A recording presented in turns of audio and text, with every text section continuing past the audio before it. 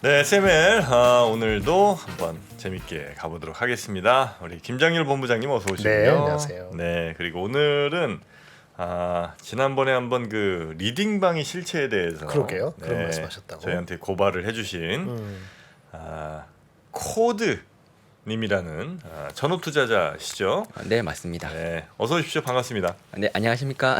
주식의 코드라고 합니다. 네, 네네. 이 코드 신분을 드러낼 수가 없기 때문에 저를 꽁꽁 싸매고 그래요? 어디 속속이 아닌데도 불구하고. 네네.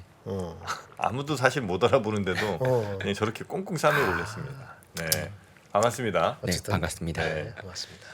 자, 오늘은 그러면 네. 뭐 리딩방 얘기 이제 지난번에 많이 해주셨고요. 네. 오늘은 또 어떤 얘기입니까? 그러면? 이제 오늘은 이제 한국전력의 이제 사업 모델이랑 투자 전략에 대해서 여러분들에게 말씀을 드리고자 합니다. 한국전력이요? 네네. 한국전력? 네, 기업 이야기에 대해서 좀 하고자 전기료. 합니다. 한국전력. 보통 사람들이 많이 얘기 안 하는 종목을 딱 네. 가지고 오셨네요. 한국전력을 근데 왜 봐야 되죠? 일단 지금 만약에 경기가 불황이 된다라고 치거나 응. 아니면 최근에 이제 채권 투자하시는 분들이 좀 많을 겁니다. 이제 그런 분들한테 생각보다 해지 차원에서도 또 되게 매력적이고 지금 주가도 생각보다 되게 매력적인 자리에 있기 때문에 만약에 지금 여러분들이 한국전력에 투자를 했다 그러면 제 생각인데 24년도 1분기 때는 충분히 수익을 볼 수 있다라고 생각해서 일단 여러분들에게 말씀을 드리고자 이 자리에 왔습니다. 지금 쓰면 괜찮다. 여러분 양봉업자 아닙니다. 양봉업자, 양봉업자. 네, 양봉업자 아니고요. 네, 그래도 뭐 음봉보단 양봉이 낫긴 낫죠 뭐. 네. 그쵸, 음봉보다 양봉은. 아니 근데 그 괜찮았다. 한국전력은 네. 한국전력 자체로 자신들이 수익을 뭐 얼마를 추구할 수 있다거나 네. 원가를 절감해서 이익을 낼 수 있다 이런 회사가 아니잖아요. 정확합니다. 제가 이번에 말씀드리고 싶은 핵심 주제가 네. 사실 비정상화의 정상화입니다. 비정상의 정상화. 네, 지금까지는 비정상적이었던 회사가 앞으로는 정상화만 되더라도 주가가 충분히 회복이 될 수 있기 때문에 해당 내용에 대해서 말씀을 드릴 거고 그리고 이걸 이해하기 위해서는 사실 사업 모델을 좀 이해할 필요가 있고 네. 최근에 이슈가 되고 있는 한전법이라고 하는 내용에 대해서 좀 이해를 할 필요가 있기 때문에 이런 내용들을 좀 설명을 드리고자 합니다. 네. 아 그래요? 네. 한번 들어보죠. 네. 좀 어려운 얘기일 것 같긴 한데. 정상화되면 주가는 가겠죠. 근데 정상화 어떻게 되느냐? 네. 자 그러면 뭐 한전법이 이게 뭐 뭐예요? 어떤 게 있는데요? 간단하게 먼저 사업 모델부터 좀 말씀을 드려야 되는데 혹시 네. 관련 자료 한번 말씀 네, 네, 보여드리면서 네, 네. 한번 설명드리도록 하겠습니다. 자, 간단하게 이제 한국전력 같은 경우에는 총괄 원가제라고 하는 게 있습니다. 이게 뭐냐면 쉽게 말해서 발전사한테 싸게 전기를 구입하면 싸게 팔아야 됩니다. 반대로 말해서 전기를 비싸게 구입하면 비싸게 팔아야 됩니다. 요게 총괄 원가제라고 합니다. 그런데 작년에는 어떤 상태가 되었었냐면 우크라이나 전쟁 때문에 원자재 가격은 되게 비싸게 도입을 했는데 그 당시에 인플레이션이 발생했죠. 그래서 싸게 판 겁니다. 이 과정에서 영업 적자가 되게 심각하게 발생을 했던 게 작년이었습니다. 자, 그러면 반대로 얘기를 해서 만약에 이번에 원자재 가격이 하락하고 하반기 때 전기료가 올라간다면 주가의 영업이익들은 빠르게 증가하고 이 과정에서 주가의 정상화가 될 수 있다. 요 포인트가 첫 번째 포인트입니다. 혹시 이해되십니까? 이해되죠. 네. 너무나 간단 명료하긴 한데. 그래서 사실 이 내용에 대해서 예. 여러분들에게 주가 흐름들이랑 좀 설명을 예. 드리면서 투자 포인트들을 좀 간략하게만 설명을 드리자면 개인적으로 바라봤을 때 제가 주가의 정상화라고 말씀을 드렸는데 네. 작년에 있었던 23,000포인트에서 17,000포인트까지 주가가 떨어졌던 포인트가 사실상 무엇이었냐면 전기 생산 비용은 폭등을 하는데 전기 요금은 상당히 지연이 되면서 이 과정에서 역마진이 발생했었습니다. 이렇게 네. 역마진이 발생을 하니까 어떤 일들을 발생을 했었냐면 한전채까지 발행을 하면서 버티기에 돌입됩니다. 그렇죠. 그러면 이 17,000포인트에서 23,000포인트까지 왜 반등을 했느냐? 답은 간단했습니다. 이제는 전기료를 올릴 수밖에 없다. 이 기대감이 터집니다. 왜 이게 터지냐면 한전채를 더 이상 발행할 수 없기 때문에 너희들은 한전채도 발행하지 못하고 영업 적자가 되면 발전소한테 어떻게 돈을 줄 거냐. 그러므로 어쩔 수 없이 전기요금 인상해야 된다고 하면서 주가가 올랐던 겁니다. 근데 네. 이번에 다시 왜 주가가 떨어졌느냐? 이 한전법이 개정이 되었습니다. 바로 2배에서 6배까지 영업 적자를 발생하게 해라라고 해서 주가가 떨어졌고, 그럼 지금부터 앞으로의 투자 포인트는 앞으로 전기료가 인상이 될 것이냐, 두 번째는 한전법이 6배에서 무한대로 법이 바뀔 것이냐, 이 두 가지 포인트를 바라보면서 제가 바라보는 정상화에 대한 이야기를 여러분들과 하고자 합니다. 네. 오케이. 네, 간단하게 한전법에 대해서 좀 이야기를 하고자 하는데, 바로 한전법에 대해서 조금 말씀을 드리고자 합니다. 자, 한전법이라고 하는 게 뭐냐면 사실상 자본금이랑 적립금이랑 합쳐서 6배까지 영업 적자가 감당하게 되었습니다. 자, 근데 지금 현재 상태가 어떤 상태냐면요. 지금 23년도 1분기 때 자본금과 적립금이 20조입니다. 그리고 이번에 2분기 예상 적자액이 2조 원입니다. 그러면 네. 총 지금 앞으로 최대한 부채 발행할 수 있는 게 108조 원입니다. 네. 자, 그러면 이 상태에서 만약에 지금 한전이 지금 얼마만큼의 적자를 발행했냐면 이미 97조 원 발행했고, 그리고 거의 쉽게 말해서 108조 원까지 이미 한도까지 다 도달했습니다. 네. 자, 한도 도달한 상태에서 영업 적자가 난다고 쳐봅시다. 그러면 발전소들한테 돈을 못 주게 되고 발전소들도 돈을 못 받게 되면 전기를 생산하지를 못하기 때문에 추후에 파산이 될 수 있고 리스크가 터지게 됩니다. 에너지 위기가 올 수 있기 때문에 네. 제가 바라보는 관점에서는 하반기 때 전기료 인상에 대한 중요성이 생각보다 되게 중요해질 수 있고, 이것이 부각된다면 주가의 상승 모멘텀으로 이어질 수 있다라고 생각을 합니다. 왜 6배죠, 근데? 법이 바뀌었어. 법이 이렇게 왜 6배로 갔을까요? 그렇게 말이죠. 그러게 원래 말이가 아니고 제가 볼 네네. 때는 지금 현재 발행한 네. 그 채권 규모가 거기야. 그 정도인 거예요. 거기까지야. 네, 그러니까 그 얘기는 바꿔 얘기하면 네. 이 한전이라는 데는 어쨌든 그 정부 정책이나 혹은 뭐 여론 이런 따라야 것들이 되니까. 매우 민감하기 때문에 맞습니다. 여기가 만약에 이 회사가 적정한 네. 적자 수준이 6배라 6배까지 한 게 아니고 네. 만약에 적자가 8배까지 나서 8배까지 했을 거예요. 법이 그 6배가 중요한 게 아니라는 거죠. 그 얘기는. 제 포인트 그러면 그 포인트에 대해서도 이렇게 주장하시는 분들이 있습니다. 네. 이제 투자하실 때 핵심 포인트가 아니 6배에서 무한대로도 갈 수 있지 않느냐, 이 주장 확실히 많았습니다. 근데 그 주장이 됐을 때 어떤 문제가 발생하는지를 이번에 설명드리고자 합니다. 오케이. 자, PPT 한번 보여주시면 될 것 네. 같은데, 만약에 금방 말씀대로 부채가 6배가 아니라 8배, 10배 이렇게 갔다. 그러면 어떤 문제가 발생하냐면, 첫 번째로 쉽게 말해서 지금 발전소의 현금 지급 불가 이게 아니라 지금 이제부터 그게 8배 이렇게 되면 지금부터 에너지 설비 투자들을 모두 포기하고 빚 갚는 데 몰빵해야 됩니다. 왜냐하면 이번에 이 1분기 때 이자 비용으로만 지금 얼마를 지불했었냐면 8천억 지불했습니다. 그럼 1년으로 따지면 3조 원입니다. 네. 자, 그러면 지금 이 회사들의 자기 자본들이 얼마냐? 대략적으로 16조 원 정도인데 1년에 3조 원이 날아가는 겁니다. 생각보다 타격이 너무 심합니다. 그렇기 때문에 이것도 한도도 5년의 한도입니다. 5년의 한도. 그리고 이런 식이기 때문에 사실상 6배에서 더 올라간다? 그러면 영업 적자를 더 많이 감당해야 되는데, 그렇게 되면 지금부터 하고 있는 모든 사업들 다 포기해야 되고, 이렇게 사업들 포기하게 되면 추후에 에너지 공급에서 차질이 있을 수 있기 때문에 지난번에 있었던 게 6배까지 하겠다가 그나마 마지노선이었던 겁니다. 그래서 지금부터는 이걸 더 늘린다. 개인적으로는 8배, 10배까지 늘린다라고 한다면 주가 떨어질 수 있는데 그게 저는 매수 타이밍이라고 봅니다. 오히려. 네네. 왜냐하면 법이 언제 결국에 바뀌었죠? 6배를 한 것이 정확히? 정확히 12월 달에 바꿨을 12월 겁니다. 달에? 12월 달에 이때 주가를 한번 바라보시면 주가가 이렇게 크게 올랐다가 여기 낙폭이 되게 심했던 데가 있습니다. 이게 6배로 바뀐 타이밍이 그 타이밍입니다. 그러니까 이제 한전이라는 회사의 성격 자체가 그렇지.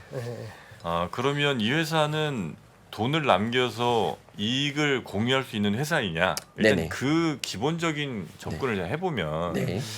난 그게 매우 어려운 회사 같거든요. 아, 중요합니다. 그건 맞죠. 네. 그럼 주주들한테 돈을 나눠줄 수 없는 회사인데 배당금 나눠주더라도 뭐 이런 거. 매우 아주 한정된 제한된 네. 금액만 나눠줄 수 있는 회사인데 네. 이 회사의 주주가 되려는 이유를 찾기가 어려운 거 아닐까요? 제가 해당 포인트에 대해서 네. 조금 간략하게만 말씀드리자면 네. 이 종목은 유틸리티 관련주라고 합니다. 네. 쉽게 말해서 아까도 말씀드렸다시피 경기가 좋던지 나쁘던지 간에 항상 일정 수준의 수익을 내는 게 이 회사의 모멘텀입니다. 다시 말해서 배당주와 같은 성적을 가지고 있기 때문에 만약에 내가 보기에 시장이 하락할 것 같다. 그러면 안전하게 수익을 내는 유틸리티주로 원래 돈이 쏠립니다. 그런 관점에서 아까 제가 말씀드렸던 게 정상화만 된다라고 친다면 사업 모멘텀들이 되게 매력적으로 될 수밖에 없고 그리고 하락장에서 되게 강력한 게 원리 유틸리티주기 때문에 이런 식의 관점에서 이번에 하반기 때부터는 전기료가 올라가고 원자재 가격이 내려온다면 정상화가 충분히 될 수 있는 가능성이 있어서 이 가능성만으로도 주가가 충분히 올라오기는 충분하다라고 주장을 하는 겁니다. 국제유가는 지금 또 올라가고 있는 추세고 네. 뭐 천연가스 역시 마찬가지고요. 네. 만약에 유틸리티에 내가 투자를 하고 싶다면 차라리 그냥 SK텔레콤 아니 SK텔레콤 아니지. 네. 그죠 무슨 뭐 KT든 네. 차라리 거기나 KT 한국가스공사 이런 거. 네. 그런 데가 난 거 아니에요? 한전은 네. 이게 전기 요금이 굉장히 민감하잖아요. 네네. 우리 저 국민들도 그렇고 네. 정부도 이제 이거 어떻게든 올리는 거를 안 해보려고 이제 노력하는 그런 맞습니다. 상황 아니겠습니까? 네. 그래서 굳이 그런 이슈가 이렇게 많이 저 위아래로 막 꽉 껴있는 이런 회사에 투자를 결정해야 될 이유가 뭘까를 아직 저가 이해를 못 하겠습니다. 우선은 그렇게 걱정을 하기 때문에 네. 지금 주가가 낮다? 20년 1의 최저치입니다. 20년 동안 이 상장하고 난 이후에 거의 역대급 최저치기 때문에 뭐 역대급 여기서- 적자니까 그렇게 나오고. 여기서 더 이상 빠질 수 있는 네. 조건들이 거의 사실상 없다라고 바라보시면 됩니다. 그리고 아까도 말씀드렸다시피 네. 제가 이 포인트에서 그 한전법에 따르면 여기서 올리기 힘들다고 했지 않습니까? 네. 그럼 앞으로 한전이 이 한도 내에서 영업 적자를 감당할 수 있는 거는 딱 2조가 한도입니다. 다시 말해서 제가 주장하는 바는 한전이 앞으로 손해 보일 수 있는 금액은 마이너스 2조가 한도이기 때문에 그렇다고 친다면 적정 주가는 아무리 많이 하락해봤자 17,000에서 18,000포인트고 그럼 지금으로부터 하락하면 마이너스 5에서 6% 정도 하락할 수 있는 데에 반해서 주가의 상승 모멘텀들은 정상화만 된다면 크게 올라갈 수 있기 때문에 저는 이 포인트를 손실 대비 매력도가 높다라고 생각을 하는 겁니다. 지금 17,000에서 18,000원 정도 해요. 좀 지금 올라갔지. 19,000원 정도입니다. 19,000 얼마죠? 17,000 얼마가 그때 그 얼마 전에 네. 최저가 17,000 얼마에 갔었었고요. 네. 현재는 중간에서 눈치를 보고 있는 아 형국이 그렇습니까? 네. 그래서 이제 한전을 좀 좋게 보고 계시는군요. 아, 네, 맞습니다. 사실 이렇게 제가 좋게 본다고 해도 투자할 수 있는 타이밍이 좀 중요하지 않습니까? 그렇죠. 아. 예. 그래서 이 투자하는 타이밍들에 대해서도 좀 여러분들에게 이야기를 드리고 싶어가지고 한 가지 자료를 만든 게 있는데 한번 PPT 한 번만 바라보시면 이번에 결국에 전기료를 인상하지 못했던 이유가 뭐냐면 인플레이션이 가장 컸습니다. 그렇죠. 그래서 이 인플레이션에 대해서 제가 세부적으로 분석을 한번 해본 결과가 있는데 쉽게 말해서 공공요금 같은 경우에는 전기료가 올라가게 될 경우에는 기대 인플레이션이 상당히 많이 상승합니다. 그리고 이 기대 인플레이션이 실제 인플레이션으로도 연결될 수 있기 때문에 이 포인트를 상당히 걱정합니다. 근데 이번에 한국은행에서 나온 BOK 이슈노트 23-20호로 바라보시게 되면 소비자들이 물가에 관심이 없어지는 타이밍들이 있습니다. 요거를 논문으로 분석을 했습니다. 그 결과가 소비자 물가 지수 2.3% 이하입니다. 자, 지금 현재 소비자 물가 지수가 2.3%입니다. 하반기 때 물가 반등할 겁니다. 근데 반등하고 나서 24년도 1분기쯤에는 다시 하락하기 시작할 건데 그게 만약에 2.3% 이하가 됐다. 사람들 물가에 대한 관심 없을 거고 이런 관점에서 전기료에 대한 인상 모멘텀들도 생각보다는 높아질 수 있다라고 생각하기 때문에 이런 기대감만 사실상 있어도 지금 주가는 너무나도 많이 떨어졌기 때문에 정상화가 될 수 있다라고 주장을 하는 편입니다. 그래서 여러분들이 투자를 하겠다라고 친다면 전기료 인상에 대한 기대감들이 되게 커질 때 투자를 하시는 게 가장 맞고 그걸 저는 올해 하반기, 4분기 또는 내년도 1분기라고 바라보기 때문에 지금 정도라면 하방도 막혀 있고 상방은 크게 늘려 있다 보니까 매력적이지 않나라고 생각을 하는 편입니다. 아, 논리는 뚜렷하신데 어차피 유틸리티가 방어주의적이고 아까 네. 홍프로님 얘기하신 대로 그 한계가 분명히 있기 때문에 밑에가 막혔다 하지만 또 위에도 날아갈 그런 한계는 있단 말이에요. 그러면서 시장을 주도할 건 아니지. 반도체건 뭐 바이오건 2차 전지 이런 게 세력이 아니잖아요. 네네. 그렇죠. 그러면 그런 것도 재미없을 때고 기대 인플레가 올라가서 더 한번 안 볼 때 다시 내려갈 때가 타이밍일 것 같은데 네네. 지금일지 한 2, 3개월 뒤에 겨울일지는 모르겠습니다만은 정확합니다. 네. 일단 나오셨으니 이제 그 포인트 말씀해 주신 거라 이렇게 이해하면 되겠네요. 네, 아마 이제 7, 8월 전기요금이 나오게 되는 8, 9월쯤에 그렇죠. 전기료 폭탄 소식 뉴스가 이제 엄청 나올 거고. 그렇죠. 예. 그럼 이제 아마 정부도 좀 부담이 좀 되거나 이럴 가능성이 좀 있겠죠. 네. 뭐 근데 다르게 생각하자면 네. 사실 이런 식으로 전기료 인상을 안 해버린다면 어떤 문제가 발생하냐면 영업 적자를 결국에는 누군가는 감당을 해야 되지 않습니까? 그렇죠. 결국에 이런 식의 영업 적자를 발전소에서 감당을 하거나 환전에서 감당을 해야 되는데 이 두 가지에서 발전 그 영업 적자를 감당하게 되면 결국에 추후에는 생산 설비들이 노후가 되거나 투자를 못 하기 때문에 미래에는 결국에 전기료가 지금보다 더 오를 수밖에 없습니다. 지금 안 하면 나중에 많이 해야 되고 그러면 다시 말해서는 지금 안 한다. 나중에 주가가 올라갈 모멘텀들도 충분히 더 있어집니다. 왜냐하면 주가가 충분히 많이 바닥을 치고 있기 때문에. 그러게. 네. 근데 우리 이슈는 이제 우리 정 프로님 계속 그 기재에 깔린 거는 네. 그런 것들 한두 개가 아니래.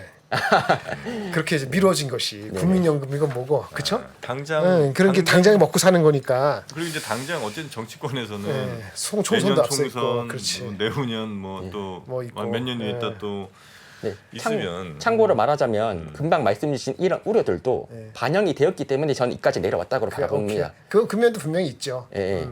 원래 이 정도까지 그 정도 우려가 있기 전에는 원래 23,000원 포인트였었기 때문에 이게 주가가 떨어질 때 분명히 그런 이슈들도 있었고 올해 3분기 때는 어떤 이슈까지 있었냐면 날씨가 너무 더우니까 전기료 많이 쓸 거 아니냐. 그렇죠. 그러면 영업절제 엄청나게 심할 거 아니냐.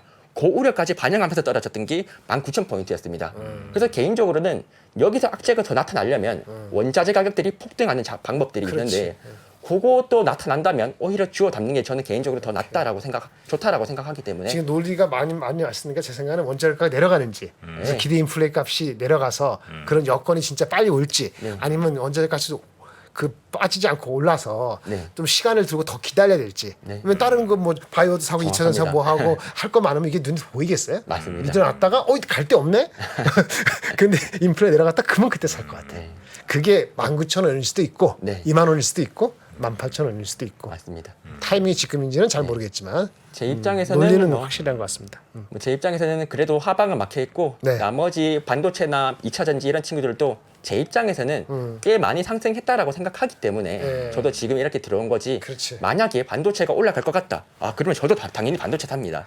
근데 지금은 워낙에 많이 올라갔다 보니까 약간은 방어주 위주의 오케이. 포트폴리오를 짠다면 이걸 네, 추천한다. 네, 네, 네. 이런 의미로 바라보시면 될 것 같습니다. 네, 포트폴리오 관점에서는 기관 투자가는 뭐 고려를 할 수는 그러네요. 있지 십점이긴 네. 하죠. 알겠습니다. 네. 민영화 얘기 나오면 요건 올라가요, 내려가요? 무조건 올라간다고 아니 생각. 민영하면 우리 큰일 나는 거지. 네, 맞아요. 그러니까 이제 이게 어쨌든 뭐 실제로 하는 거는 떠나서 그 얘기 얘기들이 나오면 주가 나오면 올라가지. 주가는 날라가지. 이제 올라가요. 그렇지. 엄청나게 올라갈 거라 봅니다. 민영화는 요금 인상이니까. 알겠습니다. 잘하시네요. 그렇습니까? 네, 잘하세요. 다음에 다른 종목 갖고 가면 더 잘하실 거예요. 네. 근데 너무 지금 저 얼굴이 너무 가려져. 그러니까 이게 보여줘도 괜찮을 것 같은데 어디 소속 아니잖아요. 근데 뭐 이건 저 우리 선생님이 또 생각하신 게 아니 있을 그러니까 테니까. 내가 여쭤보는 고향에서 무슨 뭐 또 이렇게 아닙니다. 뭐 이유가 그냥 있겠죠, 뭐. 네. 근데 좀 사서 화면 이거? 보기가 무서워. 색깔을 좀 분홍색으로 했으면 어땠을까? 알겠습니다. 그러네. 다음에 검은색 안 하늘색. 하고 하늘색. 좋은 것 같습니다. 네, 네. 더우니까. 네. 약간 좀 요즘 또 세상도 흉흉해요. 맞아. 무서워. 그래. 자, 오늘은 그러면 좋은 얘기 해주셨어요. 네, 우리 코드님과 이 정도 이야기 나눠보고요. 다음에 또 기회 있으면 뵙도록 하겠습니다. 알겠습니다. 네, 대단히 고맙습니다. 감사합니다. 네. 자, 우리 본부장님도 고생 많으셨고요. 네, 고생하셨습니다. 네, 정말 잘 보내십시오. 고맙습니다. 네, 감사합니다.